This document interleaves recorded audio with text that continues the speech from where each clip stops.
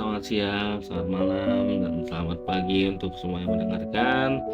Balik lagi bersama gua Rich. Hari ini mungkin agak sedikit berbeda temanya ya. Kalau sebelumnya kan kita ngomongin tentang kebijakan dari DPR dan MPR ya. Untuk hari ini mungkin gua mau ngomongin tentang bound atau hubungan soal untuk antara orang tua sama anak nih.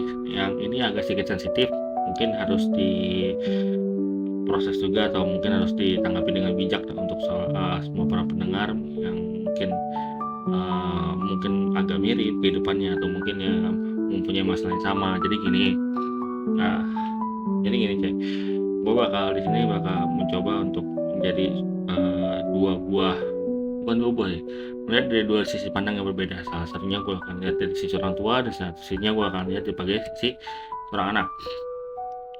Gini, untuk beberapa orang mungkin ya, mungkin keluarga mereka tuh selalu harmonis, mungkin ya kayak misalnya selalu punya obrolan yang enak aja sama orang tua atau mungkin sama saudara atau gimana. Mereka selalu kayak merasa bahwa oh, hidup gua nyaman, tenang, dan ya tentram lah istilahnya. Tapi kan nggak semua orang bakal begitu. Pasti ada yang namanya perbedaan di mana satu keluarga dan berbeda lain. Ya nggak usah apa sih, nggak usah jauh-jauh lah istilahnya. Pasti beberapa di kalian punya lah masalah kayak gitu. Nah, kita ambil aja mungkin apalagi yang katanya kesulitan ekonomi ya, apalagi anaknya belum dapat kerja atau mungkin sudah kerja tapi kena PHK segala macam, dan dimana lu harus tinggal di generasi yang bisa dibilang generasi sandwich atau generasi yang mungkin mengharuskan lu sebagai anak pertama atau anak kedua atau anak ketiga yang harus ikut campur dalam ekonomi keluarga yang sebenarnya memang itu gimana ya, wajib tidak wajib, dimana kayak misalnya lu kalau memang bantu ya udah silakan, kalau nggak bantu juga sebenarnya lihat lagi kayak posisi lu, apa lu bisa bertahan hidup atau gimana dalam waktu 1 bulan sebelum gaji lu turun, lu bisa bertahan gak dengan uang lu yang misalkan lu dikasih buat bantu ekonomi keluarga.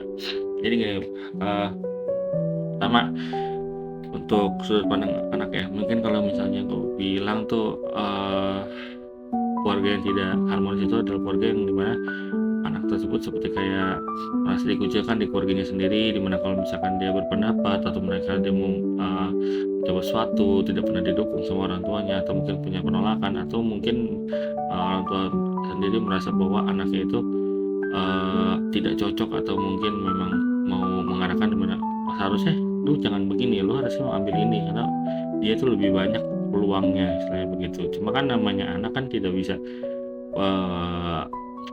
apa ya, langsung menerima lah istilahnya.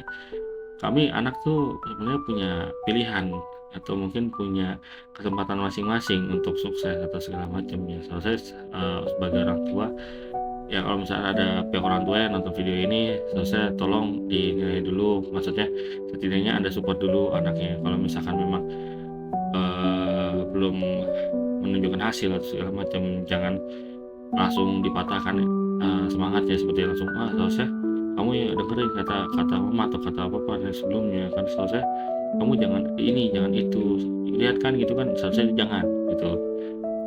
Anak itu sebenarnya butuh yang namanya support dari keluarga seperti orang tua, karena kalau misalkan dari keluarga sendiri nggak nge-support, belum tentu orang sekitar itu nge-support gitu loh. Maksudnya orang paling dekat itu keluarga. Jangan bentar-bentar anaknya mau melakukan sesuatu malah dicegah, atau mungkin kayak karena mungkin perbedaan pendapat jadi anaknya jadi merasa kayak tidak diperhatikan atau begini atau nggak didukung gitu loh. Seharusnya jangan, lihat dulu, perhatikan dulu segala macam. Dan gini, untuk kalau misalkan memang kalian orang tua, saya tahu orang tua tuh punya tanggung jawab yang besar sekali, namanya kayak kalian apalagi kalau misalkan kalian sudah bukan tanggung jawab juga sebenarnya, kayak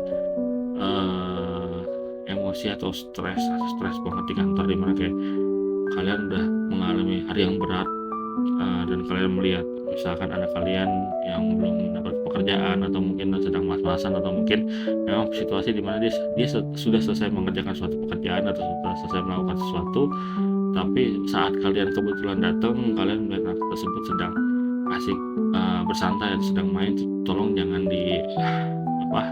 arahkan emosinya ke sana gitu loh. Coba dia tanya, diajak ngobrol gitu, dan tolong kalau misalkan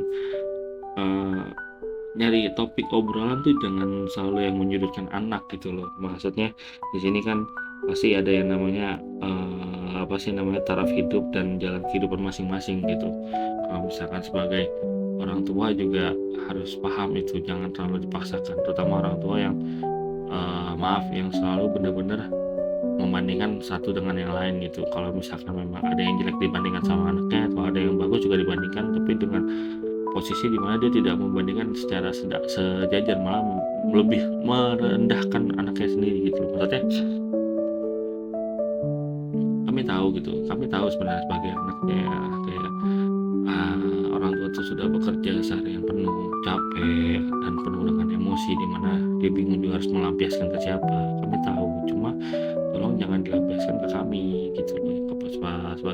Saya sebagai seorang anak, jangan tolong dilampiaskan ke kami, karena jujur aja juga nggak kalian juga yang punya hal yang berat. Misalkan kami juga mungkin mempunyai hal yang berat, tapi yang memang tidak seberat kalian sebagai orang tua yang mencari nafkah, tapi kan kami juga punya emosi sendiri, kami juga punya ego, kami juga punya nafsu sendiri yang mungkin memang kita sama-sama lagi pusing, sama lagi stres, tapi tiba-tiba tanpa ada suatu peringatan segala macam, kita kena omel yang sebenarnya gak harus dipermasalahkan gitu loh. Dan untuk beberapa orang tua yang mungkin di luar sana yang masih menggunakan kata-kata yang mungkin agak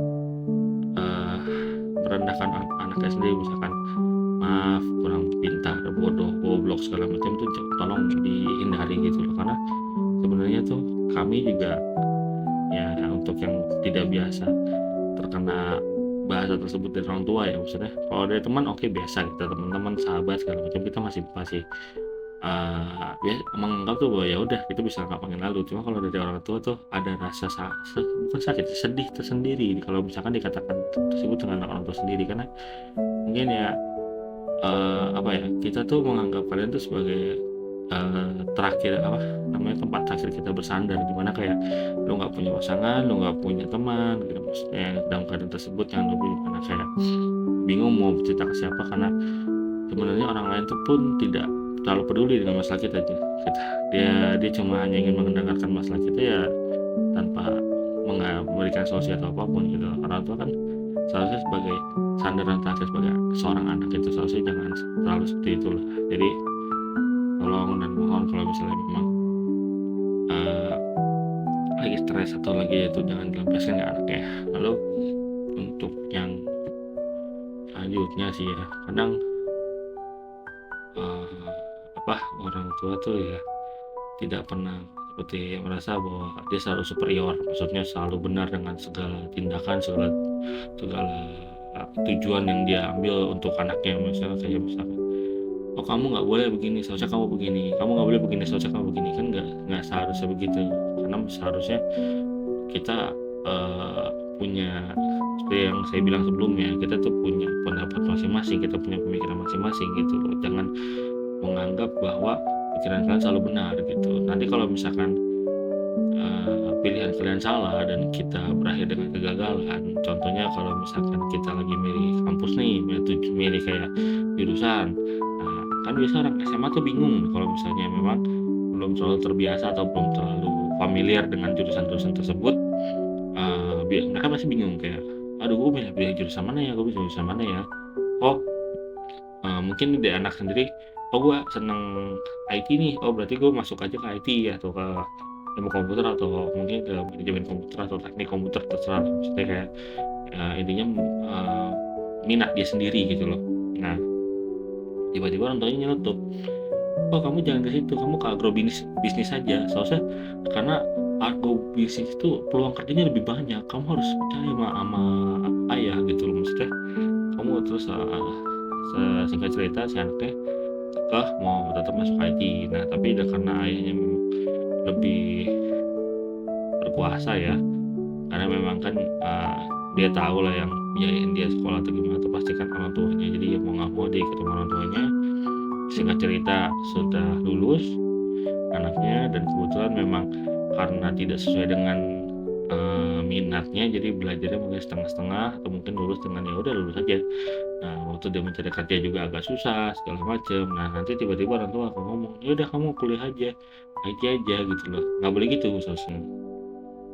Terus waktu dia ngomong kan, dulu aku mau masuk IT, kenapa dilarang, sekarang malah disuruh masuk lagi. Nah pasti kan orang tua kan sebenarnya nggak akan mau dengar kata-kata itu, walaupun sebenarnya mereka yang salah gitu loh. Mungkin beberapa di sana tuh kayak masih ya punya apa namanya, gengsi ya, dimana kayak nggak akan mau mengakui kesalahan mereka, jadi pasti bakal ada kata-kata mutiara di mana, ya udah itu cuma udah masa lalu, mau jadi ikut-ikut, sekarang harus mata masa depan, ya nggak gitu loh.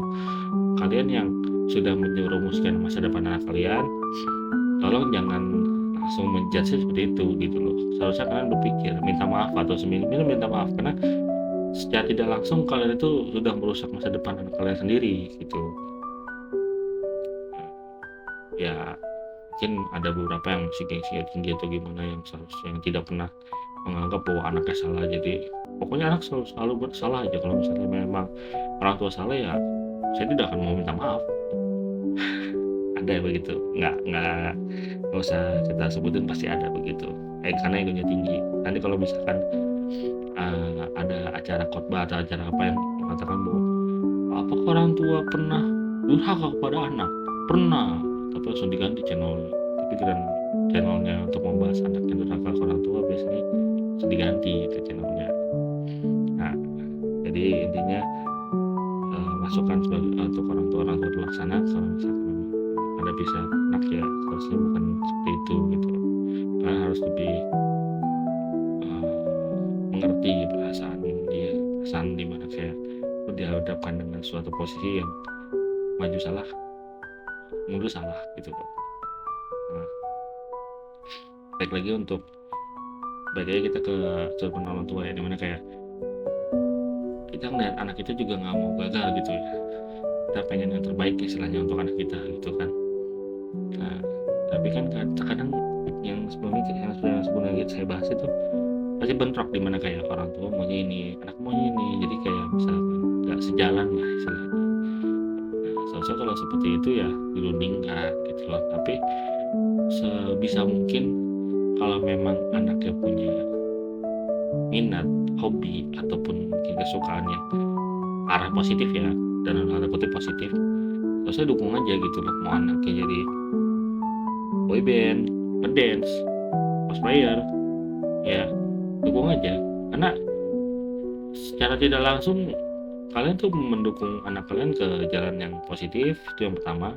Jadi nggak menjauhi dari hal-hal negatif kayak punk rock atau mungkin narkoba dan luar sana, mungkin ya miras-miras lah istilahnya. Kedua ya mempererat hubungan antara orang tua sama anak gitu.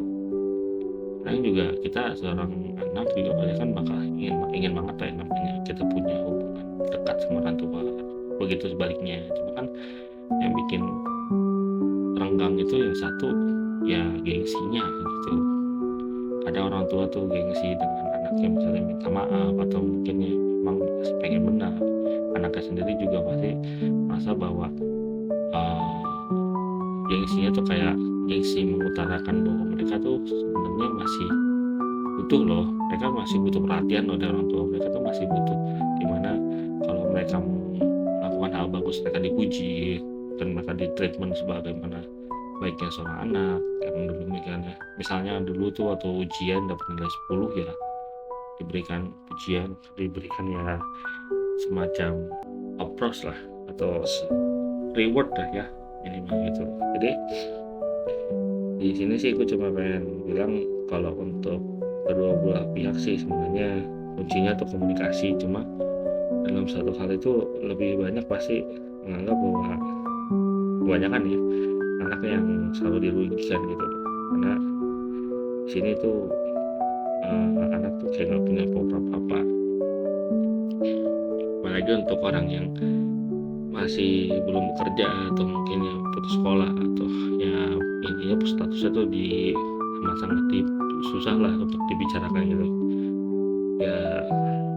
Itulah saran gue sih sebenarnya untuk anak dan orang tua ya, seharusnya orang tua harus lebih mengerti lah untuk anaknya, jangan terlalu ego, jangan terlalu ditinggikan egonya. Nah, untuk anaknya juga kalau bisa lebih dimengerti orang tuanya gitu. Maksudnya mungkin sebenarnya orang tuanya juga kayak melihat anakku sedih atau gimana, kayak nggak punya kerjaan atau mungkin nggak belajar segala macam, mungkin sedih di situ doang. Jadi kalau bisa sih ya kalian tunjukkanlah apa namanya usaha kalian dalam mencari kerja atau dalam belajar lagi gitu. Ya balik lagi ke individu masing-masing sih ini sebenarnya ya. Untuk itu cuma ya gimana ya, itu cuma masukan aja sih buat orang tua dan anak biar hubungan kalian tuh bisa lebih dekat lagi. Jadi keluarga itu nggak harus bentar-bentar ketemu cekcok gitu kan, nggak enak juga tengah-tengah tetangga. Nah, pokoknya itu aja sih apa namanya masukan dari gua. Kalau misalkan memang ada saran atau komentar silahkan ditulis di komen. Selamat malam, selamat pagi, dan selamat siang. Bye bye.